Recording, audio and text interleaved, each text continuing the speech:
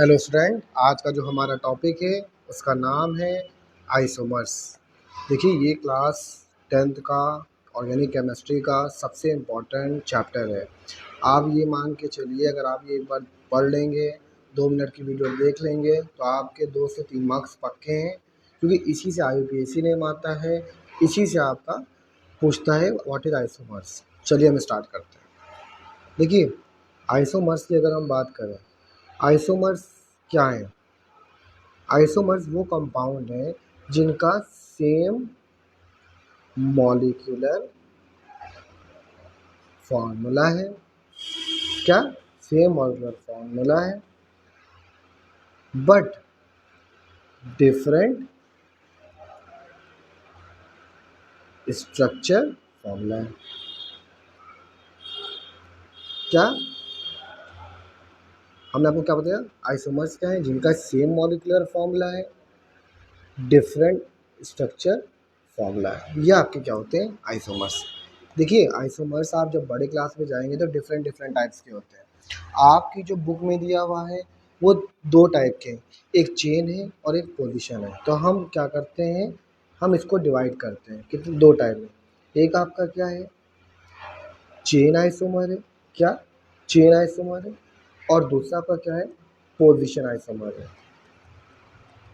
2 type के आपके isomers होते हैं, एक चेन होता है, एक पोस होता है और एक पोजीशन होता है। ठीक है, अब देखिए ज्योमेट्रिकल आइसोमर्स भी होते हैं, वो डिफरेंट डिफरेंट टाइप के होते हैं। ठीक है, चलिए हम 2 टाइप के आपके चेन आइसोमर जो आपके बोर्ड में दिए हैं, हम उनके बारे में पढ़ते हैं। देखिए, 2 टाइप के आइसोमर्स आपके बोर्ड में आते हैं। एक के बारे में क्या है? C4H10। क्या? C4H10। और एक क्या है आपका? C5H12। बहुत इंपॉर्टेंट टॉपिक है और बहुत ईजी है, मैं कोशिश करूँगा आपको बहुत ईजी पढ़ाने का। देखिए, C4H10 जो है, इसमें नंबर ऑफ कार्बन कितने हैं? 1 2 3 4। हाइड्रोजन आपके कितने हैं? 10। 1 2 3 4 5 6 7 8 9 10। तो ये जो आपका इसको जो आइसोमर्स है, ये क्या आपका नॉर्मल N, और ये क्या हो गया? मैथ इथ प्रॉप बट। ये क्या हो गया? N butane. क्या हो गया? N butane. N stand for normal. ये किसके लिए यूज़ करते हैं? नॉर्मल स्ट्रक्चर के लिए, नॉर्मल। ठीक है, अब दूसरे की हम बात करते हैं। देखिए, बहुत जल्दी टॉपिक है, इसको आप छोड़िएगा नहीं। फिर दूसरा आइसोमर्स क्या है इसके? फिर हम बात करते हैं मैथ इथ प्रॉप बट। देखिए, इस वाले में क्या होता है, सेकंड वाले कार्बन पे कार्बन लग जाता है, जिसकी वजह से इसकी जो पोजीशन होती है, इसको हम पढ़ते हैं आइसो। क्या पढ़ते हैं? आइसो। बस आपको यही याद करना है, जब सेकंड वाले कोई भी कार्बन चेन में सेकंड वाले कार्बन पे कार्बन लग जाता है तो उसको क्या पढ़ते हैं? आइसो पढ़ते हैं। अभी यहाँ आपके कितने कार्बन है कि नंबर ऑफ कार्बन सेम है, आपको यही तो जानना है कि आइसोमर्स क्या कह रहा है। आइसोमर्स ये तो कह रहा है कि सेम मॉलिक्यूलर फॉर्मूला रहेगा, same structure but different structure formula हो जाएगा, लेकिन जो कार्बन का नंबर है वो हमेशा सेम रहेगा। ठीक है, same molecular formula but different structure, यही हमें समझना है। तो देखिए, इसमें कितने हाइड्रोजन लगाएंगे आप?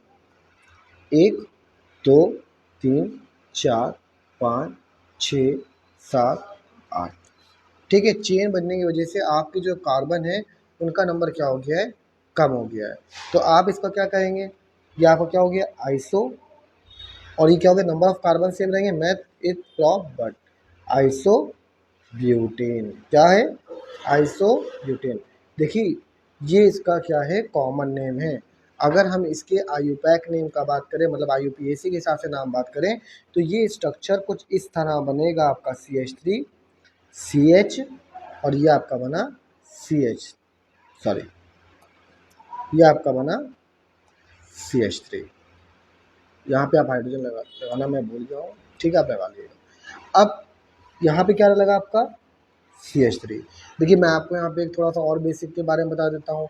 जब किसी भी कार्बन से, हाइड्रोकार्बन से, जैसे आपका मीथेन हो गया, इससे एक हाइड्रोजन रिप्लेस होता है, मतलब हट जाता है, तो इसको एल्काइल ग्रुप पढ़ते हैं। और यहाँ पे इस एल्काइल ग्रुप का हमारा नाम क्या है? मिथाइल। क्या नाम है? मिथाइल। तो ये इसका नाम क्या हो जाएगा? अब देखिए, आप नंबरिंग करेंगे तो 1 2 2 3। तो ये कौन सी पोजीशन पे आपको दिख रहा है? सेकंड वाली पोजीशन पे दिख रहा है। तो ये आपका क्या हो जाएगा? 2 मिथाइल मेथ इथ प्रॉप, तब आपका हो जाएगा प्रोपेन। क्या हो जाएगा? 2 मिथाइल प्रोपेन। देखिए ये भी इंपॉर्टेंट है, इसको एल्काइल ग्रुप पढ़ते ही आप ध्यान रखिएगा, बोर्ड में कभी कदार पूछता है कि जब हम किसी हाइड्रोकार्बन से एक हाइड्रोजन हटा देते हैं तो कौन सा ग्रुप हो जाता है? तो उसको एल्काइल ग्रुप पढ़ते हैं। कौन सा ग्रुप पढ़ते हैं? Alkyl group. चलिए अब मैं दूसरे आइसोमर्स की बात करता हूँ। फिर आपका क्या है? C5H12। अब फिर नंबरिंग करना है, मेथ इथ प्रॉप बट पैन। 5 कार्बन बना दिए। कितने हाइड्रोजन है? 1 2 3 4 5 6 7 8 9 10 11 12। तो ये भी आपका नॉर्मल हो गया। एन ब्यूटेन हो गया आपका, सॉरी कितने 5 कार्बन थे ना, तो आपका हो गया एन पेंटेन। N pentane. चलिए हम इसका स्टार्ट करते हैं। अब इसी का एक दूसरा स्ट्रक्चर बनाते हैं, मेथ इथ प्रॉप बट। फिर मैंने आपको ये बात बताई कि एक सेकंड वाले कार्बन पे कार्बन लगा दिया, तो अब इसका स्ट्रक्चर की क्या पोजीशन हो जाएगी? अभी मैं आपको पीछे बता के आया हूँ, नियो हो जाएगी। क्या हो जाएगी? नियो।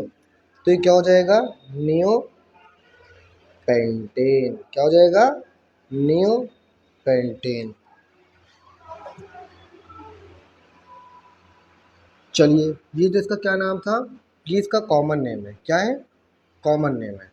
अब इसकी बात करते हैं, इसका IUPAC नेम क्या होगा? तो 2, देखिए आप फिर ये देखिए कितने पे, 2 पोजीशन पे है। तो ये आपका क्या हो गया? 2 मिथाइल CH3 तो होगा यहाँ पे, देखिए बेटा यहाँ पे CH3 होगा ना, मैथ इथ प्रॉप बट ब्यूटेन। क्या हो गया? 2 मिथाइल ब्यूटेन।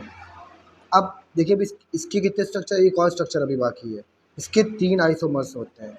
एक आपका बहुत फेमस है, 1 2 3, और ये आपका कितने हो गए? 4। ये एक CH3 लगा है आपका, ये आपका CH3 लगा है, ये आपका CH3 लगा हुआ है, ये आपका CH3 लगा हुआ है। तो आप इसको क्या पढ़ेंगे? आप फिर इसको नंबरिंग कर दी, कहीं से भी आप नंबर करेंगे सेम रहेगा। तो आप 1 2 3। मोस्ट इंपॉर्टेंट नेम क्या है इसका? जब ये चारों कार्बन एक साथ लगे रहेंगे, मोस्ट इंपॉर्टेंट चीज़ है, इसको पढ़ेंगे नियो। क्या पढ़ेंगे? नियो। जब सेकंड वाले कार्बन पे लगे रहेगा तो आइसो। ऐसे हम क्या पढ़ेंगे इसके बारे में? नियो। सॉरी यहाँ पे थोड़ा गलत हो गया मुझसे, यहाँ पे भी आइसो है।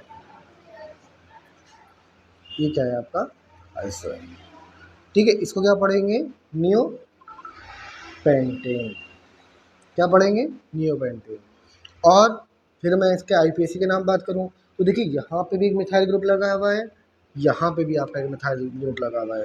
तो ये एक मिथाइल ग्रुप के बारे में बताया 2, दूसरे मिथाइल ग्रुप की पोजीशन बताई 2। तो ये क्या हो गया? 2 2। तो कितने मिथाइल लगे आपके? Dimethyl. क्या? Dimethyl. और ये क्या है आपका? मेथ इथ प्रॉप प्रोपेन। प्रोपेन। क्या लगा है? प्रोपेन। ठीक है, ये बहुत इम्पोर्टेंट पार्ट था। मैंने कोशिश करी आपको समझाने की। अगर आपके समझ में आया हो तो मुझे बताइएगा। फिर मुझे कोई आपको कोई नया टॉपिक समझना हो तो मुझे बताइएगा। Thank you.